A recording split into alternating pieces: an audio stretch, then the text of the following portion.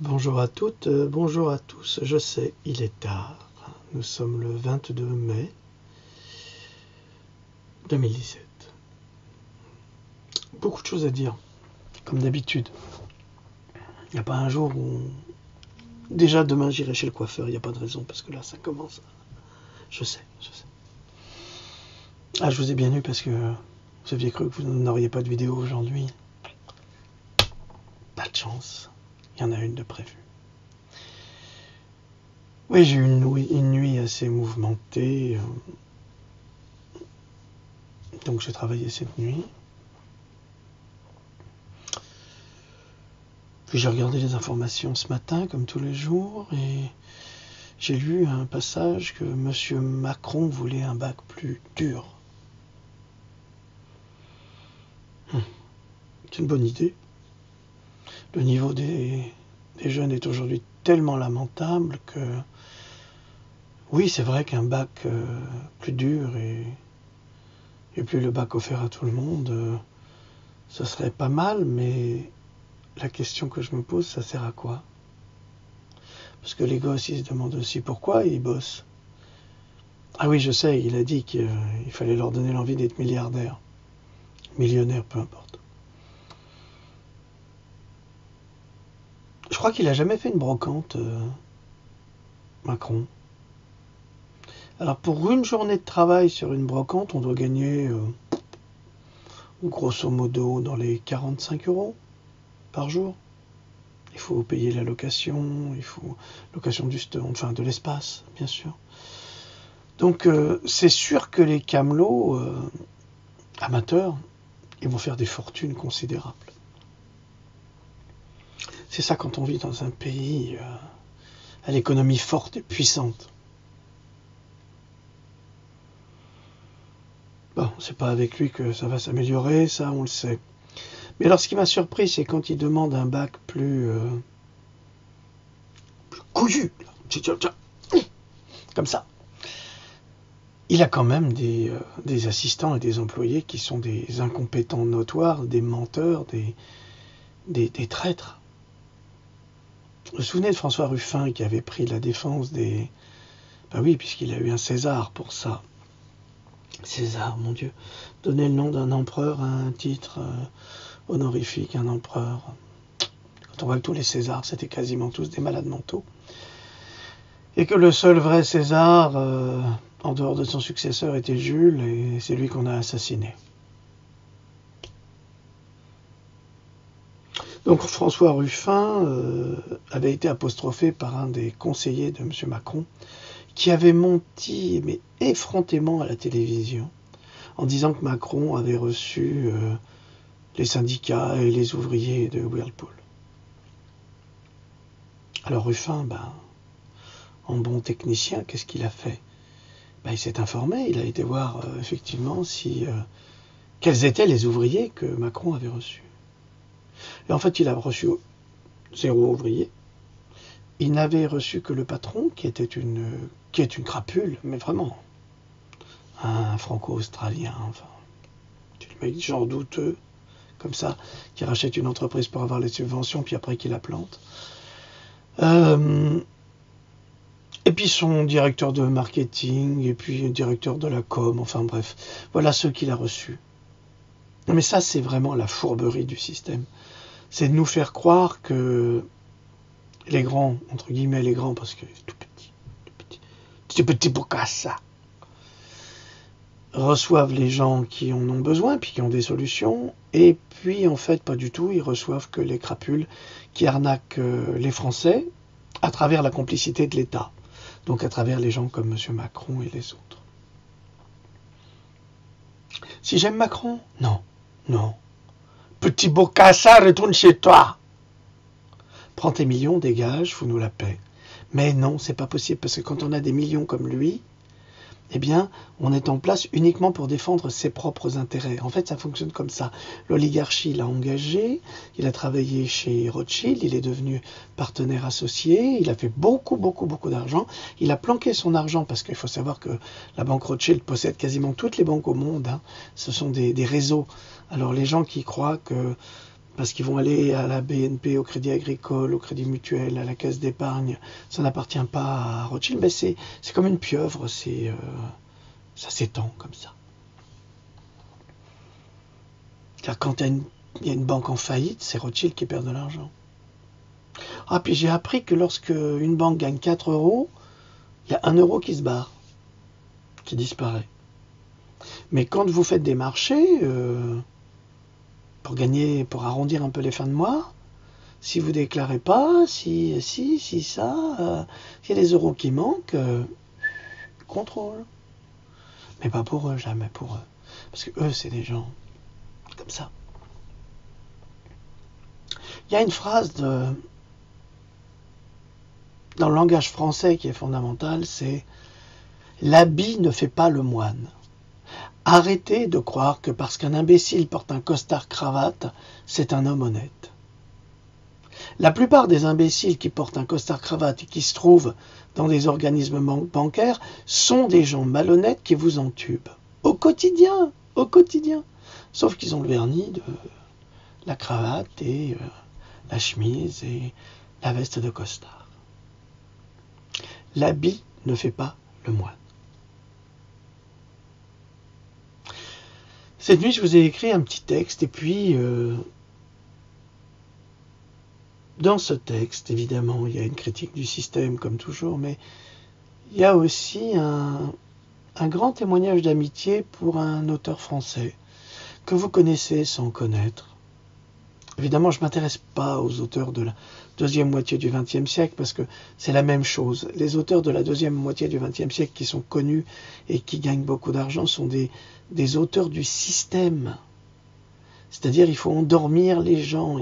Ils produisent des œuvres qui sont sans le moindre intérêt pour 90% d'entre eux. Alors, il y a heureusement 10% qui relèvent le niveau, mais comme disait François Cluzet un jour, qui s'inquiétait de l'avenir de son fils, qui voudrait être écrivain, et il disait la chose suivante: les bons écrivains crèvent de faim, les mauvais crèvent l'écran. Voilà. L'écran, les petits, enfin, peu importe. Alors on va commencer, puis ensuite on reprendra avec Pandora, parce que j'ai encore une chose à vous communiquer là-dessus. Enfin, j'ai 1000 choses à vous dire avec Pandora. J'ai ma chaise, c'est ma vieille chaise qui me joue des sorts, elle me fait descendre. De la bonne blague, le mec il parle, puis... Sauf que la caméra ne suit pas. C'est pas comme au cinéma. Ah, c'est mes cheveux qui me grattent là. Les oreilles. Il faut couper les oreilles. Ah non, c'est les cheveux seulement. Alors on va commencer. C'est un texte qui est plutôt littéraire. Alors je vous disais que je vais vous parler d'un auteur qui est tombé en désuétude, évidemment, puisque il faut suivre le progrès. Comme si la littérature du XXe siècle, c'était le progrès. Mais c'est vrai qu'elle est à l'image de la médiocrité de la France. Alors qu'en fait, la littérature française, mais c'était le fleuron de la culture. À partir même du XVIe au XIXe siècle, et même jusqu'à la première moitié du XXe siècle, mais la littérature française, j'ose vous le rappeler, était quand même le fleuron de notre culture. C'était extraordinaire, la poésie, les romans, la philosophie. Bon, la philosophie, c'est vrai que les Allemands étaient très très forts là-dessus, très très forts. Les Allemands n'ont pas eu autant d'auteurs que nous. Bon. On pourrait discuter là-dessus. Les Anglais, on en a eu, bien sûr, ils ont eu Shakespeare, mais on a eu Molière, on a eu Racine, on a eu... Qui n'a-t-on pas eu? C'était fabuleux. On a eu Voltaire, on a eu Diderot. Je ne vais pas tous les nommer, mais la liste, elle est tellement longue. Ben vous voyez, mes références, c'est ça. Ce sont ces gens-là. C'est pas du tout ces médiocres Français, qui nous fatiguent et qui sont pompeux à un point que ça en devient, mais épuisant. Bon, je ne vais pas vous épuiser avant. Allez, c'est parti. Je vais vous retrouver ce texte. Le quotidien, votre linceul. Ça commence bien. Avec une arrogance livide, Le PS, chien dent d'un pouvoir occulte, s'acharne à détruire tous les repères sociaux, culturels et religieux de notre société. La mise en place d'une structure d'État, d'un appareil d'État, avec comme satellite de médiocres arrogants, détenteurs de l'ignorance crasse, des outils d'enculture, et du bassin sordide des coups de hanche et de pénétration multiples. Hein, j'avais compris. L'ancienne ministre de l'Éducation sexuelle est réputée dans son domaine pour la légèreté de l'entrecuissarde, avide et gourmande comme Messaline, se serait-elle laissée aller à quelques confidences sur l'oreiller de la corruption. Ah, vous l'avez remarqué, elle est passée chez Ruquier. J'ai du mal avec ce triste individu puis son équipe. J'en parle pas. Oui, ils m'aiment pas certainement, mais je les aime pas non plus. C'est réciproque. Enfin, je les aime pas. J'ai pas d'amitié pour eux particulièrement. Mais la ministre, dites donc, elle envoyait du bois. Hein. Alors le mensonge, mais c'est sa vérité. Hein. C'est la mythomanie, mais parfaite. Hein. C'est la mythomanie schizophrène. Elle a fait plein de saloperies, tout le monde le sait, ça a été publié, elle n'a jamais contesté quand ça a été publié, et maintenant en fin de mandat, elle dit que c'est pas vrai. Ça, c'est le truc des politiques. Alors ça, il faut vraiment que vous vous habituiez à ça. Ils mentent effrontément à la télévision, et ensuite, ils disent non, c'est pas vrai, vous n'avez pas compris ce que je voulais dire, en fait, ils vous font passer pour des imbéciles, ou bien sûr, on va y revenir, des complotistes, toujours des complotistes. C'est dur d'être complotiste. Ah, Seigneur, AI, hein. Durant son mandat, elle prêta allégeance à la franc-maçonnerie. Vous vous souvenez, elle s'est rendue au Grand Orient de France. C'est pas un hasard. Hein. C'est pas quelque chose d'anodin. C'est passé pour être anodin, mais ça a toujours un sens caché. Durant son mandat, elle prêta allégeance à la franc-maçonnerie. Elle y arriva barbue. Elle en sortit imberbe et rasée de près, car pas de fourrure devant les fourreurs. Son prédécesseur socialiste, apôtre de la mauvaise parole, et convaincu plutôt que convaincant, vendait des souricières et des contrebasses en prétendant nous apporter la science infuse de la nouvelle religion universelle.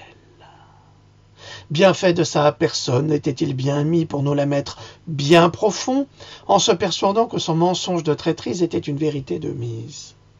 Cette nouvelle religion du nouvel ordre et les rituels maçonniques sont calqués sur des rituels hébraïques tentés d'éluviens, cette race secrète ancienne vivant dans les sous-sols de Paris.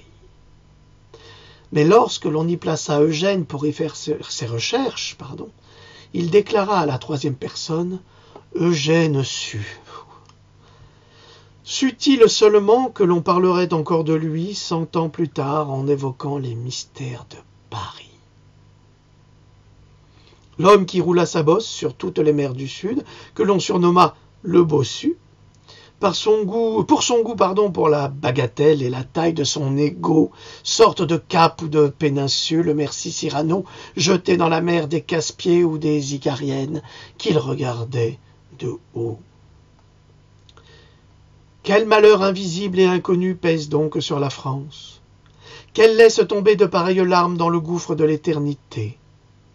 L'enfant insoucieux et gai, le jeune homme inquiet et douteur, l'homme désenchanté et triste. Alexandre Dumas, commentant la mort d'Eugène Sue, dans l'introduction du roman d'Eugène Sue, Le Juif errant. Mais d'abord, quelques mots sur son père, à Eugène, toujours de la part de notre grand Alexandre Dumas. Vous savez, 3 mousquetaires, D'Artagnan, le Gascon, le bretteur, l'amoureux, les diamants. Oh, quelle histoire fabuleuse! Ce fut le père d'Eugène Sue. Et ici, constatons un fait, c'est que Jean Sue père d'Eugène Sue, fut celui qui soutint contre Cabanis la fameuse discussion sur la guillotine, lorsque son inventeur, M. Guillotin, affirma à l'Assemblée nationale que les guillotinés en seraient quittes pour une légère fraîcheur sur le cou. Jean-Joseph Sue, au contraire, soutint la persistance de la douleur au-delà de la séparation de la tête, et il défendit son opinion par des arguments qui prouvaient sa science profonde de l'anatomie et par des exemples pris, les uns chez des médecins allemands, les autres sur la nature. Un humaniste. Lui, au moins, savait que le couperet de la guillotine laissait des douleurs jusqu'à ce que le corps fût totalement sans vie. Comme Zeus, le bossu fut nourri par une douce Amalthée. C'est pourquoi dans sa jeunesse il sautillait comme un cabri, et l'héritage de sa nourrice jamais ne le quitta. Sue fut constamment bondissant. Alors, j'en ai parlé avec ma merveilleuse assistante, et elle ne savait pas que Zeus, en fait, avait été abandonné dans une grotte pour ne pas être dévoré par son père, Cronos, fils d'Uranos. Et il fut nourri par une chèvre, et cette chèvre s'appelle Amalthée. Maintenant, vous le savez. C'est pour ça qu'il sautille comme un cabri et qu'il est constamment bondissant. Évidemment, c'est vrai que lorsque l'on utilise des références que l'on n'a pas appris à l'école et pour cause, on ne cherche pas à éduquer les gens, on ne cherche pas à éduquer les enfants. Vous imaginez bien que si on éduquait tout le monde, les références seraient pour eux tellement évidentes, ce serait la littérature coulerait à flot, mais dans les magasins, en achetant rien qu'une bouteille de vin, on pourrait réciter un poème sur la libation, sur l'alcoolémie, sur l'ivresse. Ce serait merveilleux, mais non, les gens ne comprennent rien. C'est au suivant, on se calme les numéros. Quel ennui cette société, mais quel ennui. Elle est déplorable. Elle détruit les esprits et les cerveaux. J'y reviendrai plus tard là-dessus. Encore un héritage que les satanistes socialistes nous feront perdre, en nous imposant de suivre les volontés de ce faux nouvel ordre constitué de prêtres à capuche aux volontés de Merluche. Ah, parlons-en de celui-ci, encore une crapule, mais plus fourbe que les autres, car si les socialistes au pouvoir sont désignés comme des traîtres patentés et amoureux du nouvel ordre, lui appartient à cet ordre, tout en faisant croire que ce n'est pas le cas. Grande fourberie est-ce là. Pardonnez-moi, amis mélanchonistes, même si j'ai beaucoup d'admiration pour l'homme, je trouve que la fourberie et la ficelle sont grosses. Le symbole de la France insoumise est le symbole de la franc-maçonnerie. Et quant à la télé, il déclare que la franc-maçonnerie, c'est son jardin secret, ça ne regarde personne. Comment se fait-il qu'il impose le sigle de la franc-maçonnerie à son propre mouvement politique si ça ne regarde personne? C'est là que vous aussi, vous êtes embobinés par cette farce. Alors, je comprends, Mélenchon est porteur d'espoir. Peut-être pas tant que cela, après tout. Car tous les gens de pouvoir sont des maçonniques. Et vous savez bien que le bedonnant Binoclard nous a bien dit avant d'être président que les attentats étaient créés par le pouvoir et que tous les gens de pouvoir étaient des francs-maçons. Cessez d'être défendus par des maçons. Défendez-vous vous-même. Allez chez Asselineau. Il y a des gens du peuple qui se présentent pour les élections. Vous allez me demander, et toi, pourquoi ne t'es-tu pas présenté? Je crois que j'aurais bien voulu, mais la place était prise.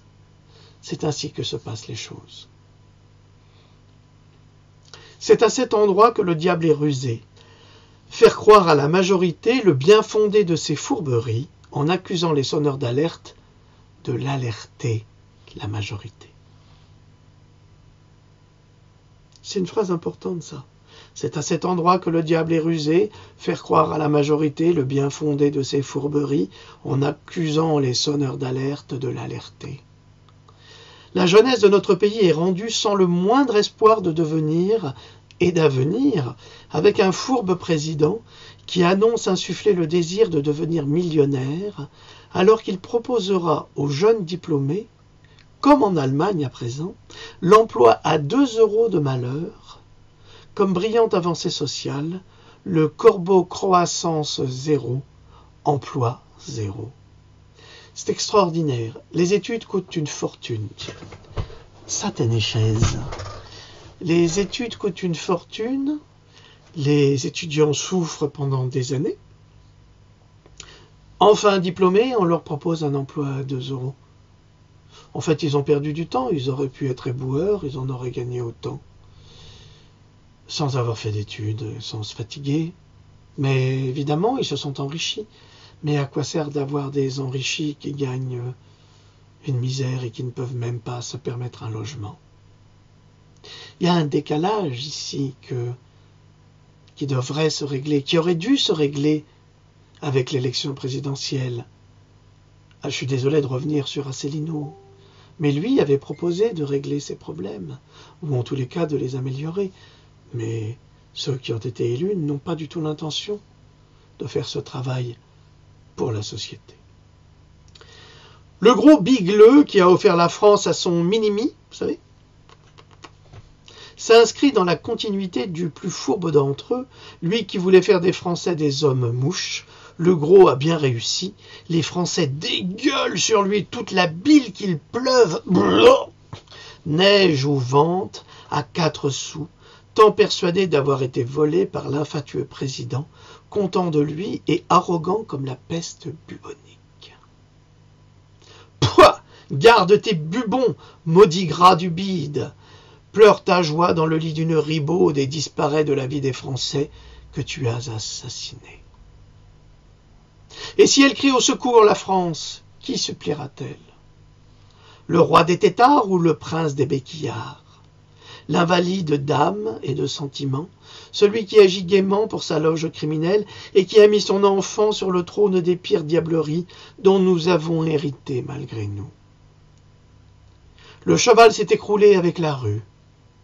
La porte des coulisses restait donc impitoyablement fermée, ce qui donnait aux Toulonnais le droit incontestable de goguenarder les Parisiens. Alexandre Dumas, toujours dans l'introduction du Juif errant d'Eugène Sue. Nous éprouvons avec la plus vive blessure au flanc, comme le Christ, la trahison dont nous, citoyens de France, avons été victimes, la trahison euro-atlantiste, la perte de notre indépendance, la soumission aux intérêts bancaires. Quel miracle! Voilà ce qu'ils font de nous, des laquais au service de puissances inutiles, de Belkacem, de payons-nous sa tête, de Moscou-Vici et de viscosité glaireuse, tous plus mythomanes les uns que les autres, cuisses et fesses de gauche et de droite, bien ouvertes pour offrir cet orifice intime à l'enculage organisé du nouvel ordre imposé. Désolé pour la grivoiserie, désolé pour les cochoncetés. Le fait est que nous, citoyens qui cherchons à améliorer le sort des citoyens, eh bien, nous nous faisons comme les citoyens bien enculés. J'ai rien dit. Je le regrette et j'ai mal au cul. Dans le ciel, des traînées de sperme blanc, les avez-vous vues? S'étendent sur l'azur désormais souillé de métaux lourds et d'aluminium pour rendre malade la population civile qui viendrait à s'interroger sur ce gouvernement d'assassins lubriques. Ils veulent exterminer une génération de pensée et de réflexion pour que celle qui lui succède en soit privée. Amis, E-S et amis, vous êtes en danger. Le quotidien sera votre linceul. Le sperme du ciel, votre cercueil. Nous vivons une époque formidable.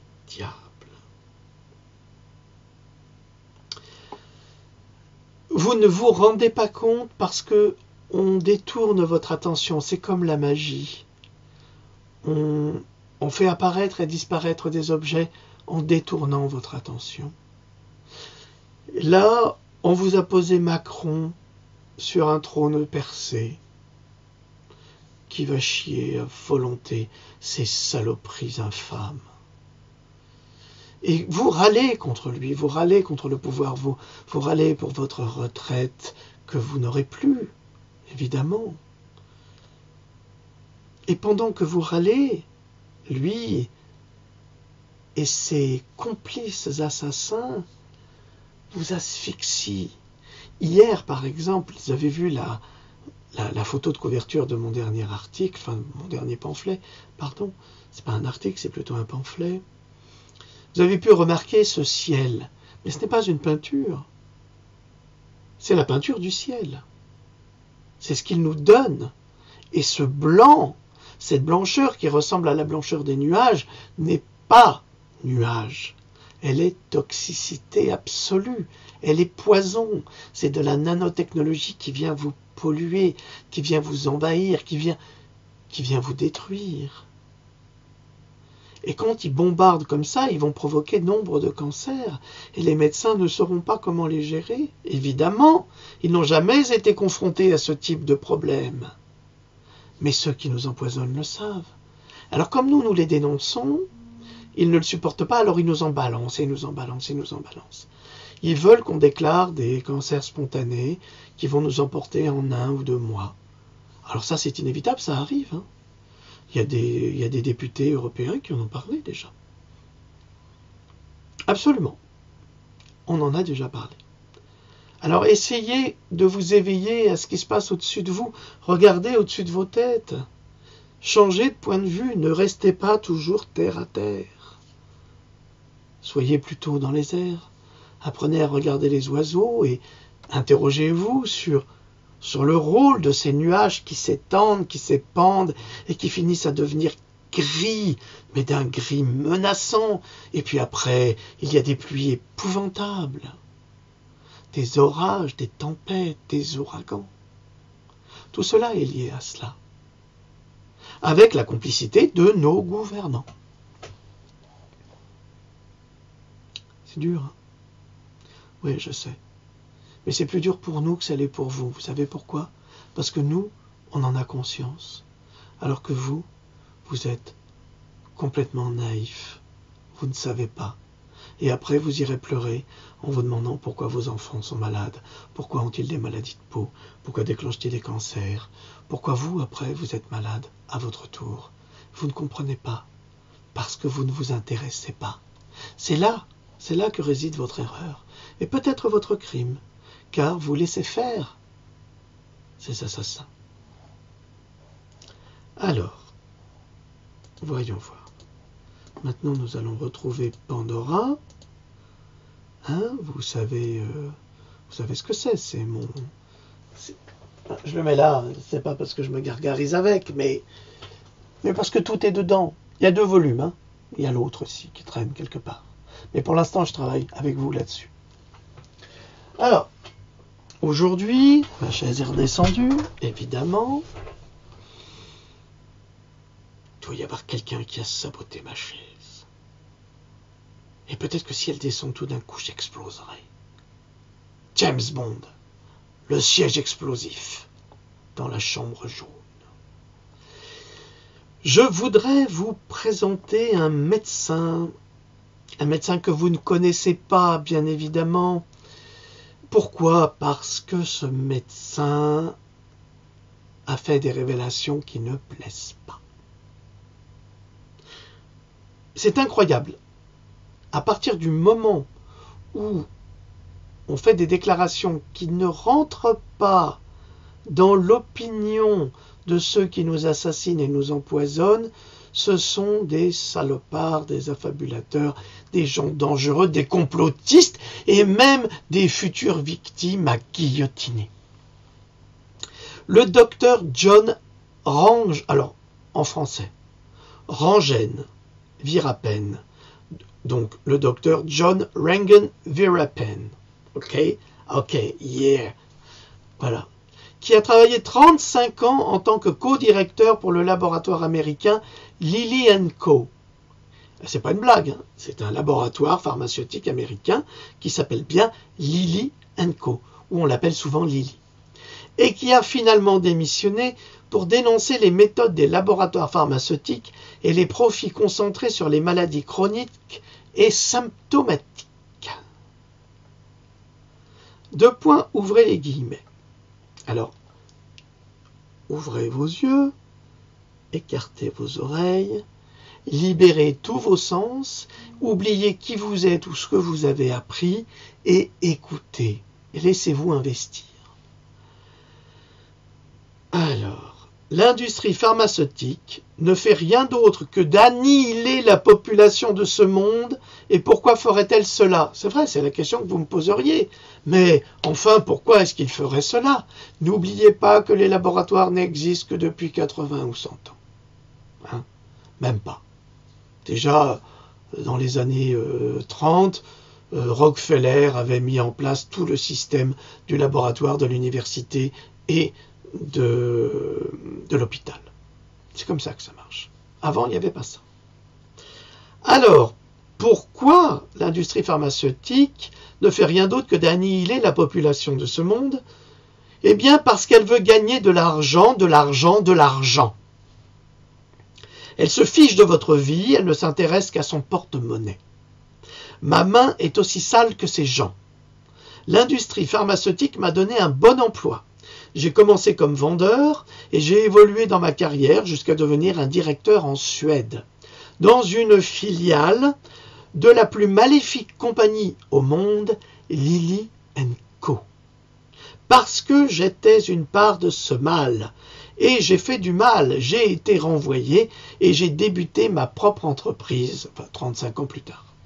J'ai travaillé pour 7 autres très grosses compagnies. Les gens meurent pour avoir pris des médicaments légalisés parce que j'ai corrompu, pas moi, hein, lui, le gouvernement suédois pour avoir les autorisations pour le Prozac en Suède. Pouvez-vous imaginer cela? La Suède réputée pour être incorruptible, ils ont le prix Nobel en Suède, les Américains adorent le prestige, ils avaient besoin que l'autorisation vienne de Suède pour valider leurs médicaments. Vous voyez un peu la machine. L'Amérique envoie ses laboratoires, envoie ses vendeurs, extrêmement convaincants, qui ont été dressés dans des écoles de vente. Ce sont des requins, comme disait M. Mitterrand. Ce sont des voyous qui tueraient père et mère pour faire le moindre argent. Et donc ils vont investir la Suède pour corrompre la Suède. Qu'est-ce que l'industrie pharmaceutique nous fait? C'est l'industrie la plus puissante du monde. Elle dort dans le même lit que celui des gouvernements. Et oui, sauf qu'elle est plus discrète. Elle utilise la corruption pour obtenir ce qu'elle veut. Et corruption implique argent. Elle a tant d'argent, cette industrie, que c'est grâce à cela qu'elle fait de l'argent. Les compagnies pharmaceutiques tuent plus de gens que les guerres du monde. Nous avons besoin de l'industrie pharmaceutique parce qu'elle produit de bonnes choses parfois, mais la plupart de cette production, c'est de la merde. Le docteur Virapène, hein, je vous le signale. Et je vous le rappelle. Elle ne s'intéresse absolument pas à guérir les maladies que vous pourriez avoir. Elle est plus intéressée à vous rendre malade. Je fais une petite parenthèse. Les bébés qui viennent au monde n'ont besoin de rien, mais pourtant on les vaccine. À 3 mois, paf, batterie de vaccins. Pour les protéger. En préventif. Mais de quoi? Des maladies qu'ils inventent. Ha ha ha! Quelle belle affaire! Cette industrie est intéressée par des traitements symptomatiques. Elle veut des patients diabétiques, cardiaques, malades de polyarthrite, parce que les drogues que vous prenez, vous les prendrez toute votre vie. Vous qui êtes malade et qui m'entendez, dites-moi le contraire, j'en serais ravi. Vous n'êtes pas des patients, mais des consommateurs.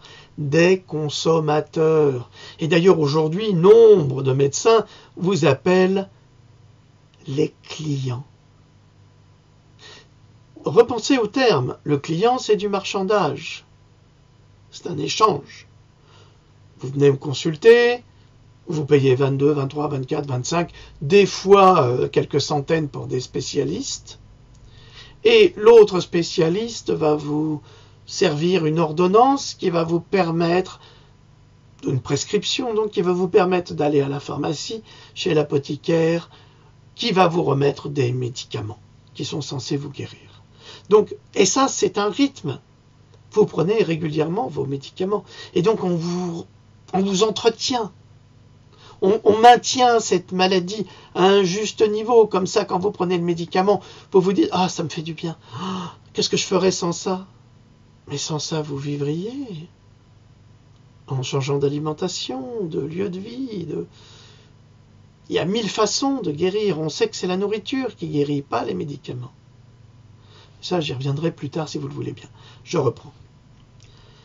La presse travaille également pour l'industrie pharmaceutique, exactement comme les gouvernements. Les entreprises utilisent les médias pour implanter dans votre cerveau leurs plus mauvaises intentions. Ne prenez pas pour argent comptant ce que vous dit votre médecin, car les médecins aujourd'hui ne connaissent pas grand-chose à propos de la médecine, et ils se fichent également de leurs patients. Ils ne pensent qu'en termes de salaire. C'est ainsi que l'industrie pharmaceutique règne et garde le pouvoir.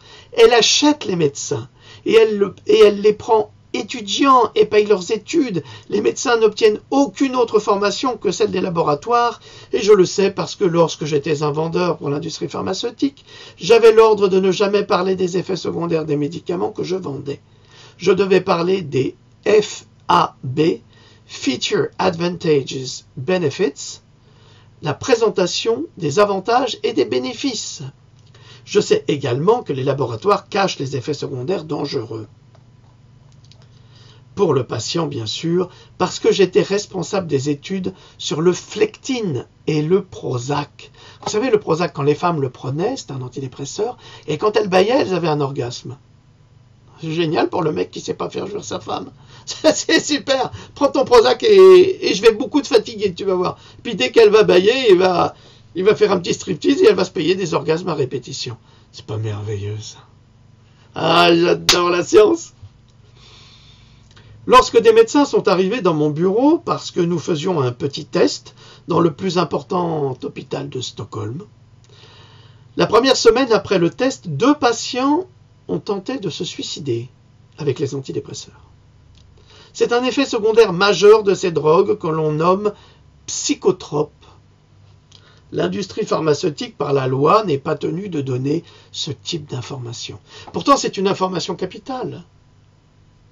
Votre fille ou votre fils est déprimé, vous ne savez pas quoi faire, elle manque peut-être de certains métaux, elle est peut-être possédée d'une manière ou d'une autre par quelque chose qui la déstabilise. Alors on va lui donner du Prozac, on va lui dire « Vous verrez, vous irez mieux. Ça va vous mettre dans des états d'euphorie, vous serez bien. » Sauf qu'on ne vous dit pas, ça va vous mettre dans des états d'euphorie, mais, cette envie que vous avez de vous suicider sans le Prozac sera renforcée par ce médicament. Ah, voilà autre chose. C'était pas prévu au programme, ça. Est-ce que parmi vous, certains ont entendu parler de l'ADHS? Vous savez, c'est les troubles du comportement chez les enfants hyperactifs aux États-Unis. Ou de l'ADHD. Après des années de médecine, je n'en ai jamais entendu parler jusqu'à maintenant. Ce qu'est l'ADHD? Point d'interrogation. C'est un symptôme que les psychiatres travaillant pour les laboratoires transforment en maladie. Ainsi, comment mesure-t-on la sérotonine dans le cerveau? Ce sont les psychiatres qui s'en chargent. Ces gens-là sont des fous. Tous les ans, ils se retrouvent dans une pièce et ils rédigent le DSM, c'est la Bible de la psychiatrie. Si cette Bible était si bonne, pourquoi change-t-il les règles systématiquement des milliers de fois? Le docteur John Rengen Virapén.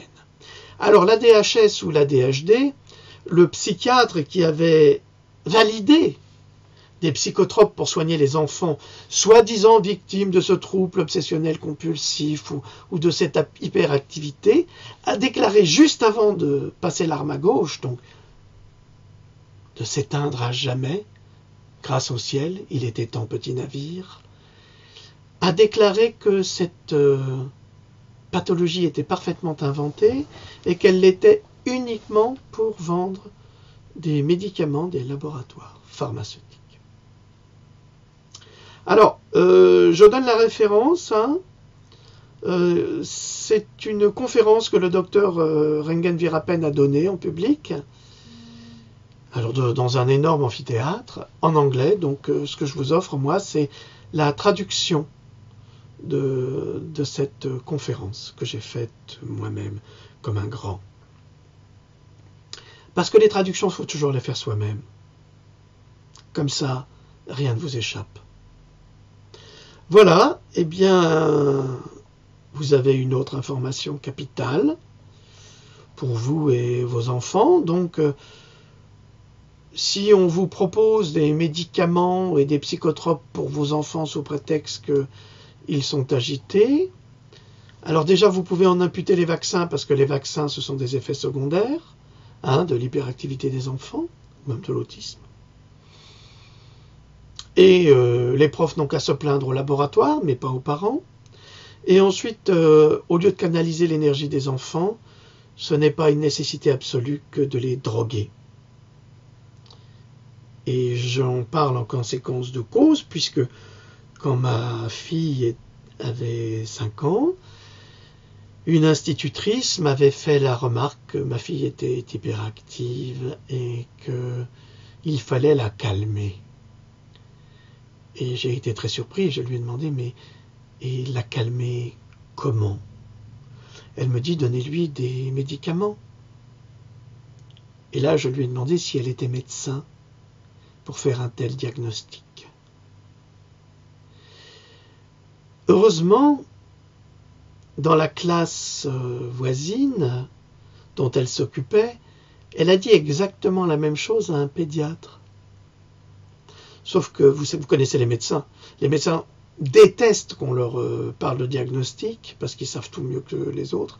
Mais surtout, ils détestent quand ce sont des prétentieux qui croient tout savoir, qui leur disent, écoutez, votre enfant est hyperactif, il faudrait peut-être que vous lui donniez des calmants. Et donc, elle a été très très bien reçue.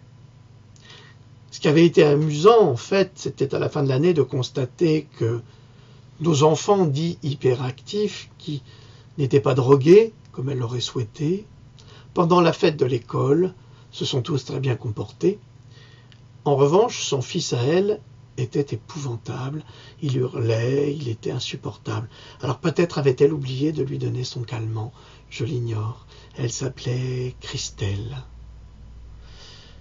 Quel dommage de porter le nom du Christ au féminin et d'avoir de si mauvaises pensées. Voilà, si vous avez des questions, je suis à votre disposition, mais je crois que le texte parle de lui-même. La conférence du docteur Virapen est suffisamment explicite. Voilà, je vous dis à très bientôt, peut-être à demain, peut-être pas. Un texte, qui sait, nous verrons bien. Salut!